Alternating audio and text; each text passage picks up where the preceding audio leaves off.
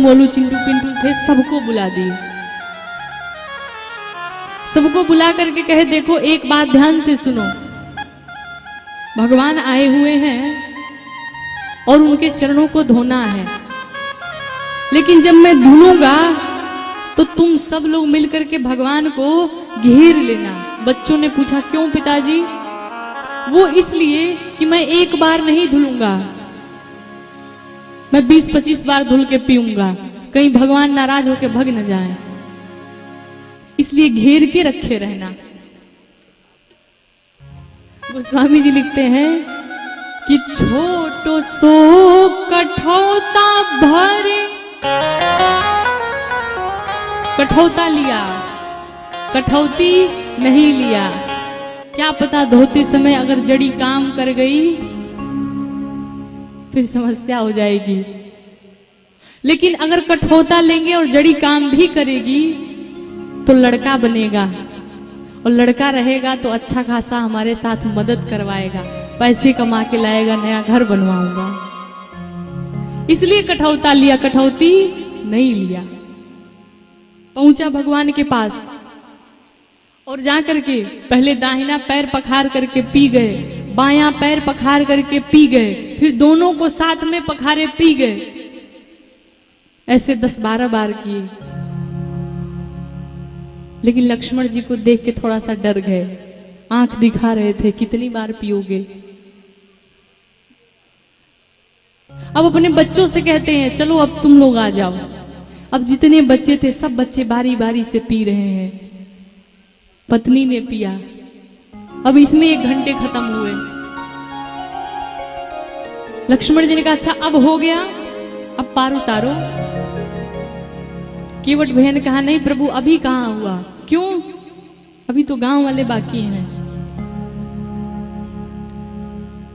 गांव वाले बाकी हैं। लक्ष्मण जी ने कहा गांव वाले क्यों? तुमने तो अपनी बात की थी। कहा भैया आप तो यहां से चले जाएंगे, हमको इसी गांव में रहना है। अगर गांव वालों को खबर लग गई कि भगवान आए थे और मैं अकेला पी गया, चरण धो करके मार डालेंगे सब, इसलिए गांव वालों को भी पिलाना है। अब गया पूरे गांव वालों को बुला के लाया। अब सोचिए उनवर गांव में इतने लोग हैं, सब बारी बारी से और पिए, धो धो करके बारी बारी से। 8 घंटा इसमें समाप्त हुआ। लक्ष्मण जी के अच्छा अब हो गया। केवट भैया ने सोचा अगर इनसे कह दूंगा तो अब की बार पक्का बाण मारेंगे, अब इनसे कहने लायक नहीं है। धीरे से भगवान से, राम जी से केवट भैया ने कहा प्रभु आप लोगों के आने से पहले यहां कोई और भी खड़ा था जो अभी तक पार नहीं हो पाया, जो अभी तक मुक्त नहीं हो पाया। भगवान ने पूछा कौन? केवट भैया ने कहा प्रभु अभी हमारे जितने पितृगण हैं सब लोग यही हैं, किसी को मैं अभी तक मुक्त नहीं कर पाया। अगर आज्ञा हो तो एक बार और पखारूं और सबको मुक्त करूं। भगवान के पांव पखार के सभी पितरों को मुक्त किया है। अब भगवान राम, लक्ष्मण भैया, जानकी मैया सहित नाव पर सवार हुए। जैसे ही नाव पर बैठे गंगा मैया ने सोचा अरे प्रभु आए हुए हैं, इनके चरणों का स्पर्श हमने नहीं किया। और तेज धारा हो गई। केवट भैया मां गंगा से कहते हैं क्या? अरे मेरे राम जी उतरेंगे पार, गंगा मैया धीरे बहो, मेरे राम जी उतरेंगे पार, गंगा मैया धीरे बहो।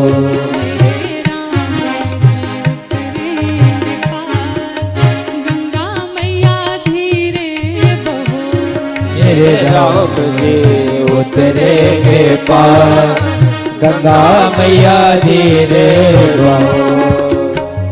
धीरे बहो मैया धीरे बहो, धीरे बहो मैया धीरे बहो, धीरे बहो मैया धीरे धीरे बहोरी मैया धीरे बहोरी। जरा इनको लगा दो पार, गंगा मैया धीरे बहो। मेरे राम जी उतरेंगे पार, गंगा मैया धीरे बहो।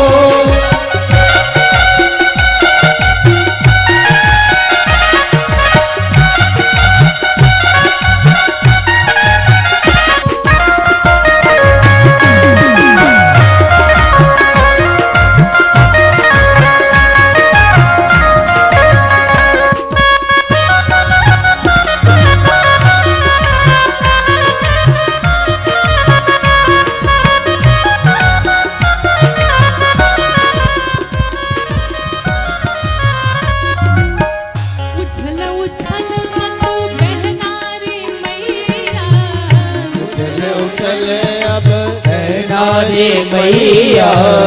राम लखन संग सीता रे मैया।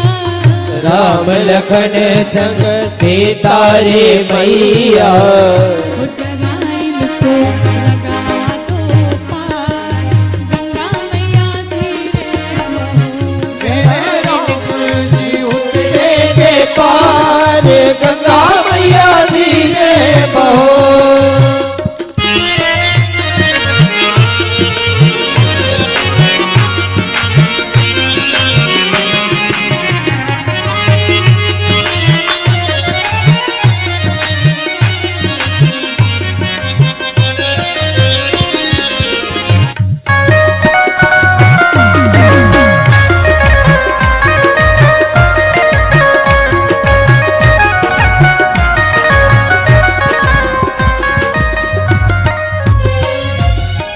टूटी फूटी काठ की नैया, टूटी फूटी काठ की नैया। बिनु मैया कौन खेवैया। तुम बिन मैया कौन खेवैया। मेरी बीच पड़ी मझधार, गंगा मैया धीरे बहो। मेरे राम जी उतरेंगे पार, गंगा मैया धीरे बहो।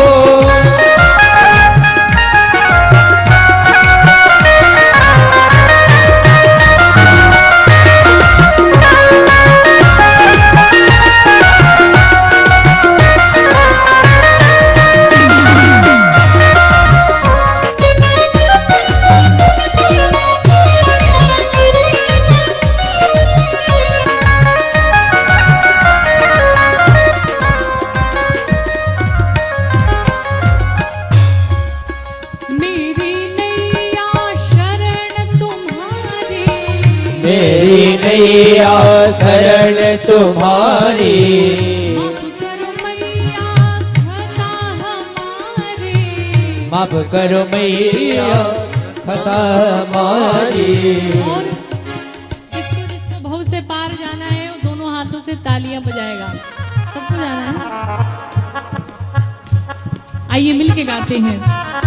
जरा कर दे तू भव से पार, गंगा मैया धीरे बहो। मेरे राम जी उतरेंगे पार, गंगा मैया धीरे बहो। मेरे राम जी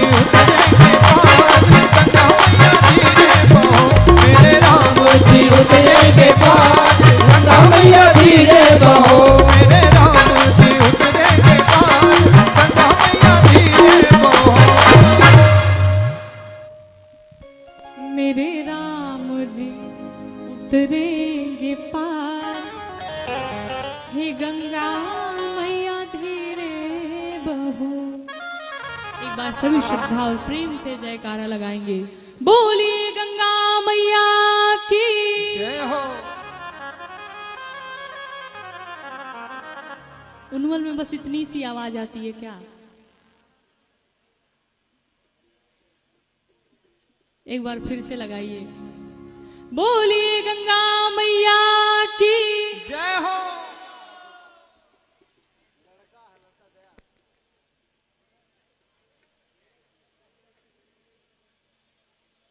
केवट भैया राम जी लक्ष्मण भैया जानकी मैया सहित पार उतरे और उतरते ही केवट उतरे दंडवत कीन्हा,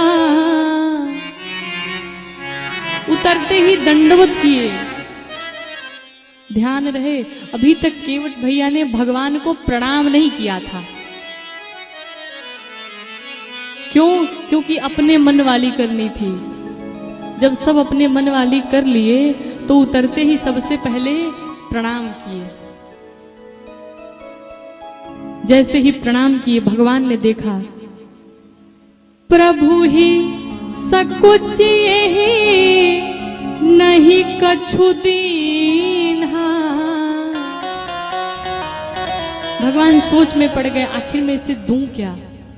मैं पिता हूं, ये पुत्र है, लेकिन इस समय मेरे पास देने के लिए कुछ है नहीं।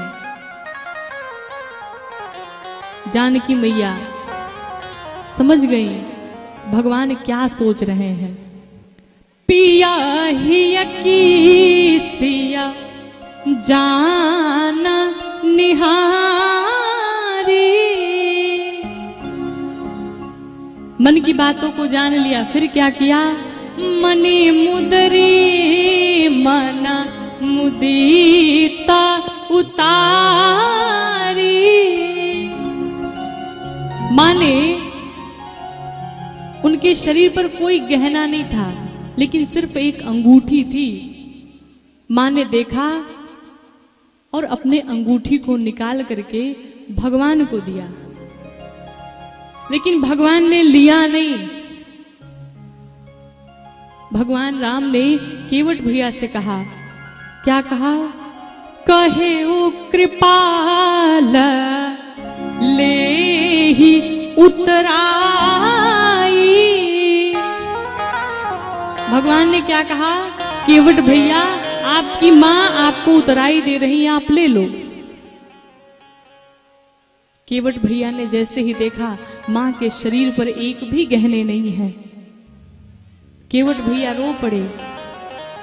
कहे प्रभु आज मैंने क्या नहीं पाया, क्या नहीं मिला मुझे कुछ नहीं चाहिए। अब कछु नाथ न चाहिए मोरे। अब मुझे कुछ नहीं चाहिए प्रभु। क्यों? क्योंकि दीन दयाला अनुग्रह तोरे। प्रभु आपका अनुग्रह मिल गया, अब मुझे कुछ नहीं चाहिए। प्रभु जो मेरे हृदय का संताप था, जब मैंने आपके चरणों को धुला और उसका पान किया, वो मेरे हृदय का संताप दूर हो गया।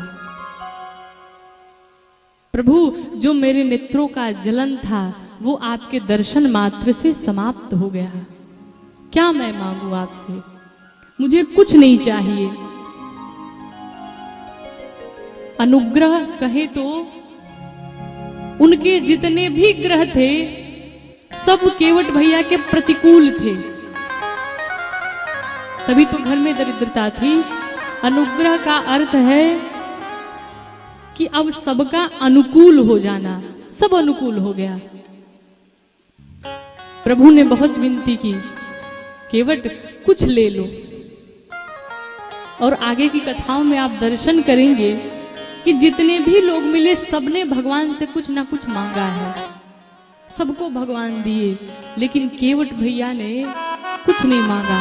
भगवान दे रहे हैं लेकिन केवट भैया ने नहीं लिया। जब केवट भैया नहीं लिए, भगवान ने केवट भैया को अपनी भक्ति प्रदान की है। सारे देवता पुष्प वृष्टि करने लगे, केवट के भाग्य की बड़ाई करने लगे। आज केवट जैसा धन्य कोई नहीं है। बड़े बड़े ऋषि महात्मा कठोर तप करते हैं, फिर भी भगवान की भक्ति नहीं मिलती, लेकिन आज केवट भैया के पास भगवान स्वयं चल करके आए और भगवान की भक्ति प्रदान की। सिर्फ प्रेम। पिछली कथाओं में भी मैंने निवेदन किया था आपसे कि भगवान किसी दुष्ट के लिए नहीं आते हैं। भगवान ने रावण के लिए जन्म नहीं लिया। रावण को तो भगवान अयोध्या से एक बाण चलाते रावण की मृत्यु हो जाती। लेकिन अगर भगवान वन में नहीं आते तो शबरी मैया के वो मीठे मीठे बैर कौन खाता? केवट भैया के पास कैसे पहुंचते? सिर्फ और सिर्फ प्रेम। भगत प्रेम बस सगुण सोई। सिर्फ और सिर्फ भक्त के प्रेम के कारण वो निराकार ब्रह्म साकार के रूप में आ जाता है। केवट भैया को अपनी भक्ति प्रदान करके इधर जानकी मैया ने गंगा मैया से वरदान मांगा, हे मां, अगर मैं अपने पति और देवर सहित सकुशल आऊंगी तो फिर मैं आके आपकी पूजा करूंगी। मां ने वरदान दिया। भगवान राम लक्ष्मण भैया सहित इधर केवट भैया को विदा करके निषाद जी के साथ तीर्थराज प्रयाग पहुंचे। तीर्थराज प्रयाग में पहुंचने के बाद से जैसे ही भरद्वाज जी को पता चला कि भगवान राम आए हुए हैं, अपने आश्रम में लाए, परम पुनीत आसन पर बिठाए, कंद मूल फल खिलाए, हर प्रकार से सेवा की। भरद्वाज जी से राम जी ने रास्ता पूछा, हे ईश्वर मुझे रास्ता बताएं। भरद्वाज जी ने राम जी को अपने एक सेवक को साथ में लगा दिया रास्ता बताने के लिए।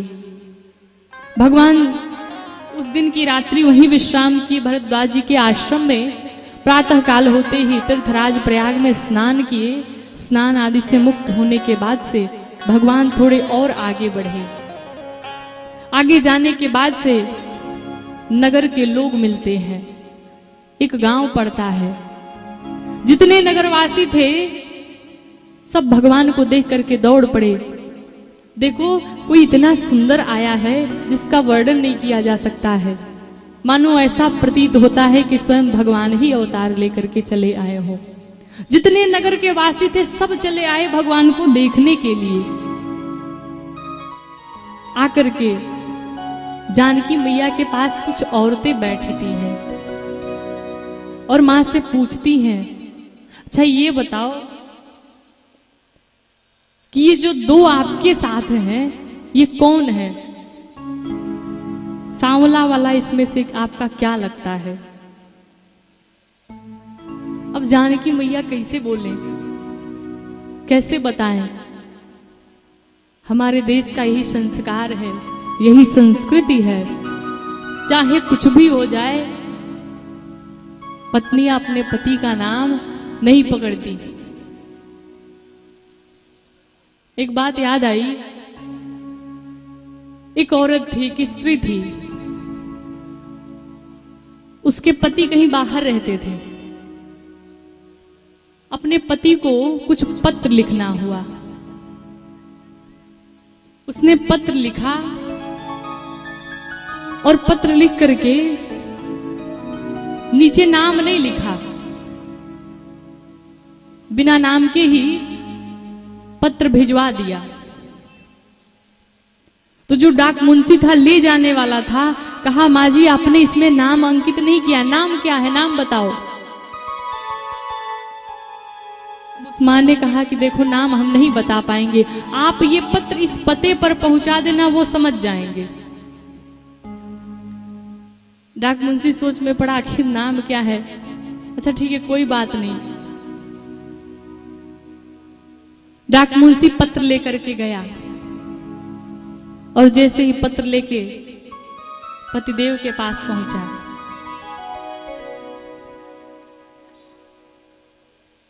पत्र के नीचे जितनी सारी बातें लिखी हुई थी, तो उस नीचे में पत्र में छेद करके लाल किया हुआ था। जब पति के पास पहुंचा, डाक मुंशी ने कहा, अच्छा आप ये बताइए, आप इतने विश्वास के साथ कैसे कह सकते हैं कि ये आपका ही पत्र है?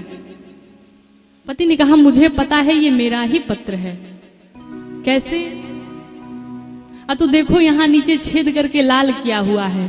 डाक मुंशी ने पूछा, इसका अर्थ क्या है? तो मेरा नाम छेदी लाल है।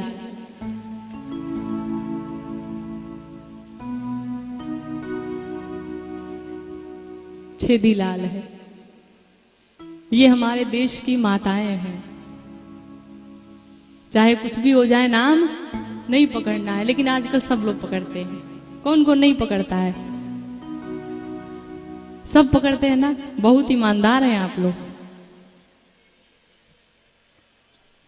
जानकी मैया से गांव की स्त्रियों ने पूछा, आखिर वो कौन है जो सांवले वाले हैं? जानकी मैया ने अपने सर पे पल्लू रखा और पल्लू रख के थोड़ा घूंघट निकाला और घूंघट से अपने नजरों को तिरछा किया माने और कहा, देखो जो गोरे वाले हैं वो हमारे देवर हैं और सांवले वाले को तुम खुद समझ जाओ मेरे क्या हो सकते हैं। माने इस प्रकार से भगवान का परिचय बताया। थोड़ी और भगवान आगे गए। आगे जाने के बाद से वाल्मीकि जी का आश्रम पड़ता है। जाकर के वाल्मीकि जी के आश्रम में पहुंचे और जाकर के वाल्मीकि जी से अपने रहने का स्थान पूछते हैं। ऋषिवर, मुझे रहने का स्थान बताइए। वाल्मीकि जी ने कहा, प्रभु आपके रहने का स्थान, आप रहने का पूछ रहे हैं? भरहि निरंतर हो हीन पूरे, भरहि निरंतर हो हीन पूरे, तिनके ही तुम कहाँ गृहरूरे, तिनके कर प्रिय हो रे, लोचन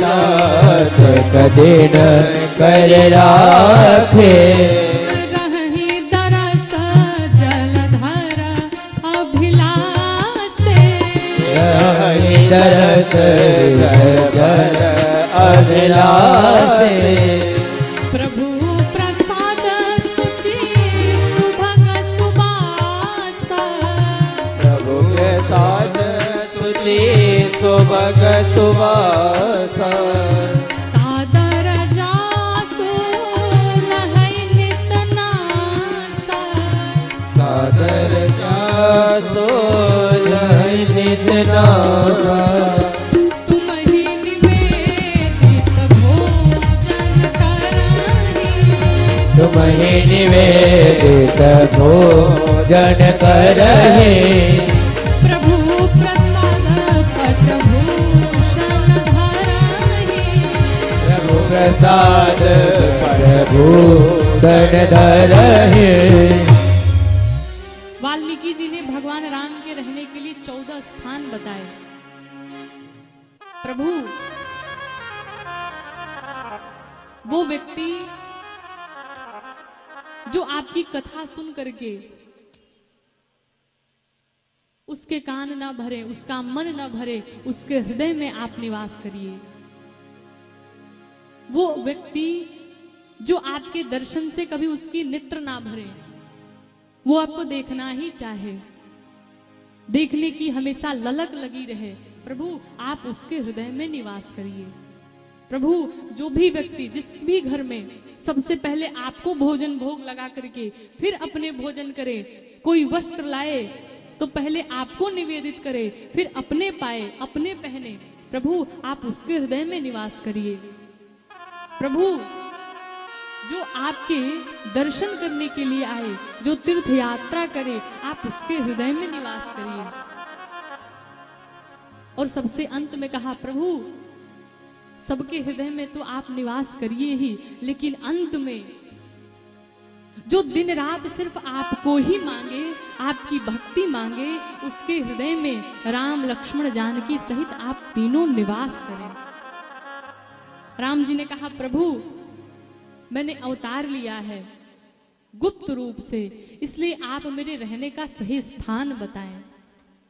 वाल्मीकि जी ने भगवान के रहने का स्थान चित्रकूट में बताया। भगवान वहां से चल पड़े, चित्रकूट में प्रस्थान किए। वहां जाने के बाद से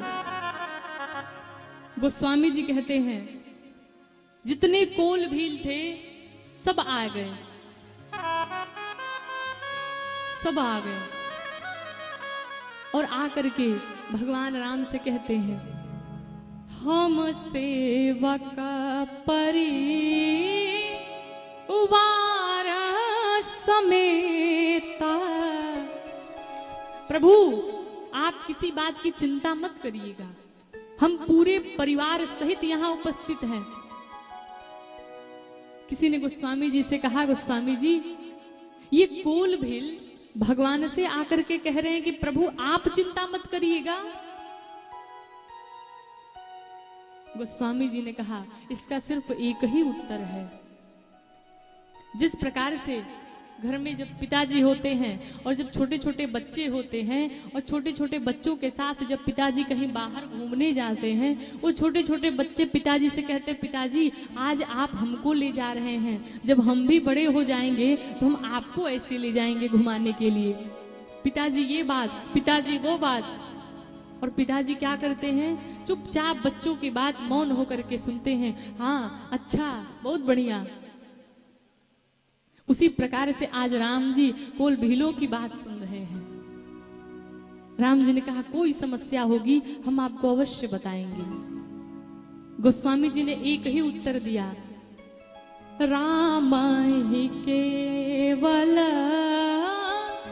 प्रेम प्यारा, जाने ले हूं जो जाना निहारा। राम जी को केवल और केवल प्रेम प्रिय है, लेकिन ये सब जान भी नहीं सकते।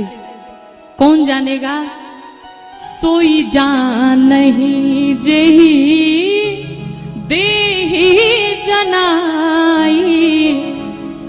वही जानेगा जिसको आप जनवाना चाहेंगे। और जानने के बाद क्या होगा, जानत तुम्हारी तुम्हें होई जाई। जानने के बाद से फिर उसका संसार में कोई काम नहीं रह जाएगा, फिर वो सिर्फ आपका ही होकर के रह जाएगा। जो भगवान को जान गया उसको दुनिया वाले पागल घोषित कर देंगे। पागल कौन, जो भगवान को पाने में गल गया वही पागल है। कोल भील भगवान को समझाते हैं प्रभु आप चिंता मत करिएगा, भयानक जंगल है यहाँ पे, बड़े बड़े जानवर रहते हैं, लेकिन सरकार हम यहाँ हैं, एक आवाज दीजिएगा हम आ जाएंगे। और गाते हैं, अरे हम बनवासी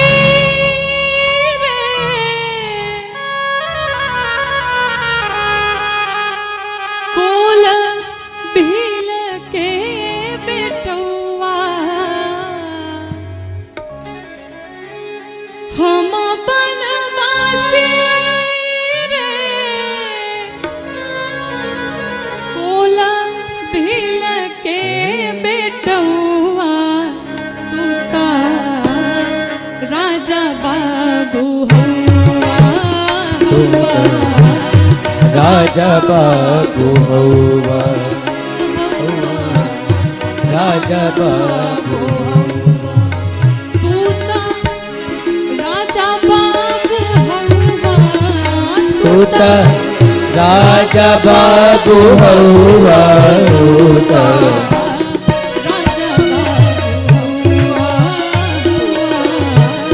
राजा बाबू हुआ।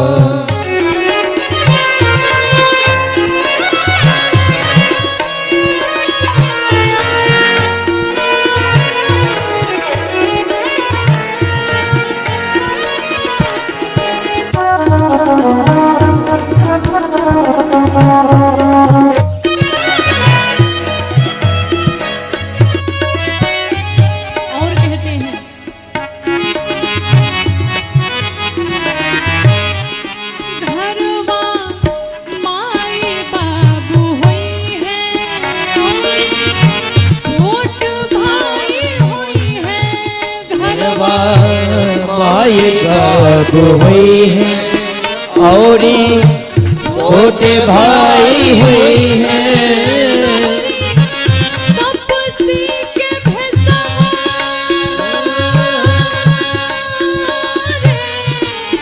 तोहरी तपसी के बेसवा बुझाता बनौआ तूता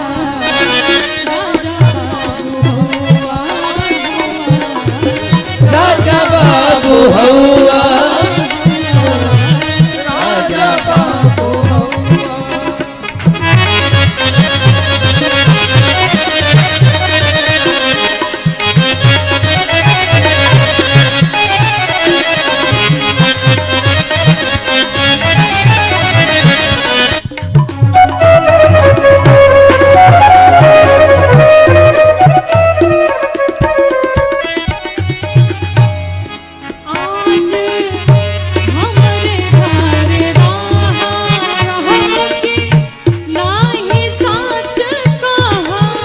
आज हमरे घर रह बाकी नहीं सच कह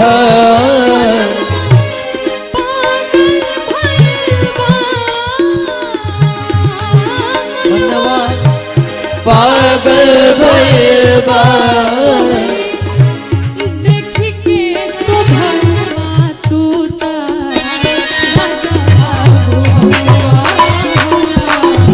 राजा बाबू हौआ राजा बाबू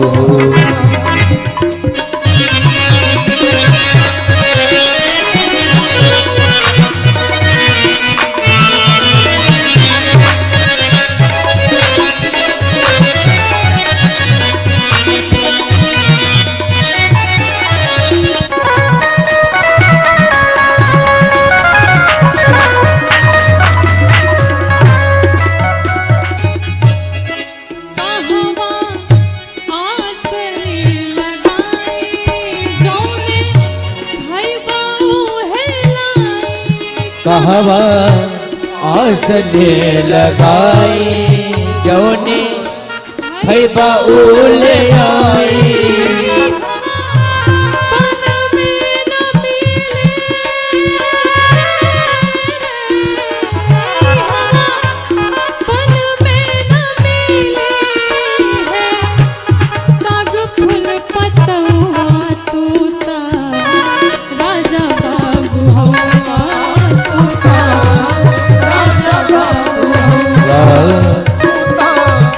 राजा बाबू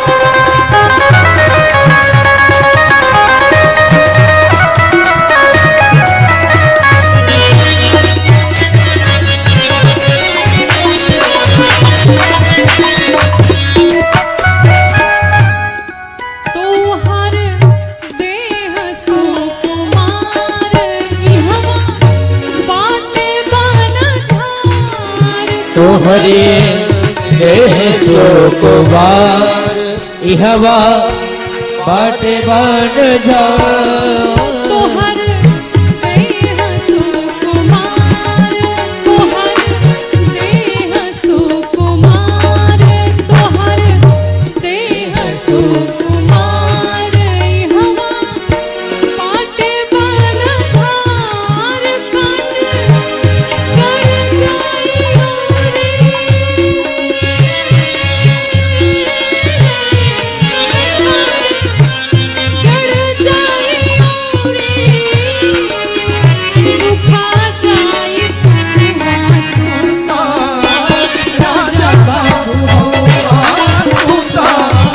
राजा बाबू हौआ तू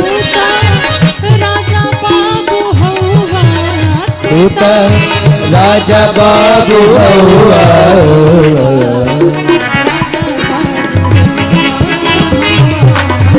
राजा बाबू हौआ तू तो राजा बाबू हौआ तू तो राजा बाबू हौआ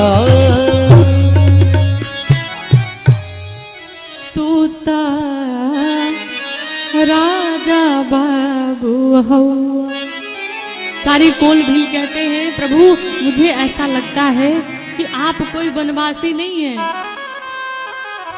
आपको देख करके ऐसा प्रतीत होता है कि आप कोई राजकुमार हैं, आप कोई भगवान हैं। प्रभु आपका इतना सुकुमार कोमल शरीर है, ये वन में रहने लायक नहीं है। लेकिन प्रभु हो सकता है किन्हीं कारणों से आप यहाँ रह रहे हो, तो अगर आपको किसी भी चीज की आवश्यकता हो तो आप एक बार आवाज दीजिएगा, ये सभी हम पूरे परिवार समेत आपके चरणों में हाजिर रहेंगे। इस प्रकार से भगवान चित्रकूट में रहने लगे। आगे की कथा हम और आप कल श्रवण करेंगे।